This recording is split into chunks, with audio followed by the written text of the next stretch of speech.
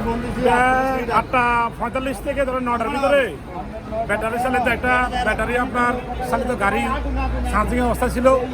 ওখান থেকে শর্টকাটে বিদ্যুৎ অবস্থা লাগে তখন আমরা 3টে ডিস্ট্রিবিউটার দোকান ছিল। একটা ছিল টিস্যু, স্পিড, মোজো প্লাস আরও কয়েকটা ডিস্ট্রিবিউটার ছিল। এখানে 3টে ব্যাপক ক্ষয়ক্ষতি হয়েছে অনেক টাকা, ঠিক আছে না। আর যা ফায়ার সার্ভিস সহযোগিতায় বাকি দোকানগুলো পাবলিকের সহযোগিতায় বাকি দোকানগুলো সেট করা হয়েছে, ঠিক আছে না। যে ব্যাটারি দোকান সেটা মালামাল সরাইতে পারছে এটা টিস্যুর দোকান ছিল, টিস্যু, নেপকেন।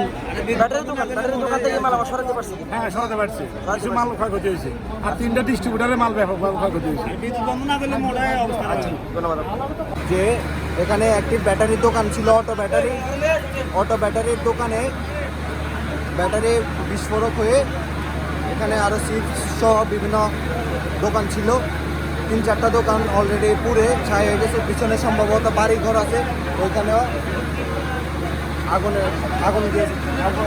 আগুন গেছে।